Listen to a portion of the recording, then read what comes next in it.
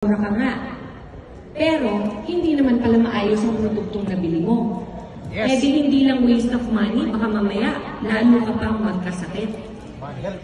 Kaya maging discerning lagi sa mga legitimate distributors. Sa mga legitimate distributors natin, wala, natutuyuan na ako ng laway. Tingin ang barley.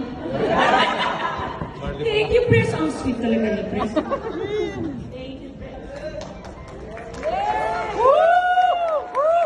Amazing!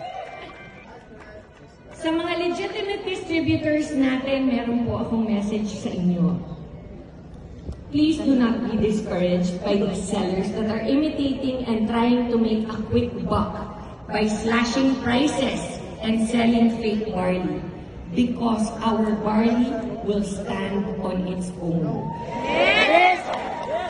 Baka may maluloko sila once or twice, but people will come back to us because our products work. Our products are the real deal and legit. Maraming pwedeng gumaya, pero isa lang po ang tunay na barley na ginamit ko at nagpagaling sa akin. Only I Am Amazing Barley of I Am Amazing. Kaya kung gusto niyong makasiguro, do not buy from unknown online sellers. Make sure to buy from distributors who can present an ID with a QR code.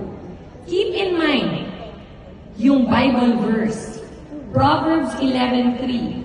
Try kong tagalogin, ha? Ang pamumuhay ng may katapatan ang gagabay sa taong matuwid. Ngunit ang taong mandaraya at mapapahamak dahil hindi tama ang kanyang pamumuhay. Tama ba? Yes! Okay.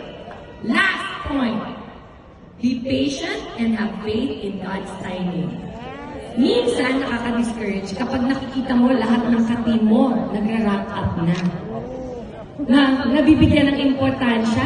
Pero ikaw,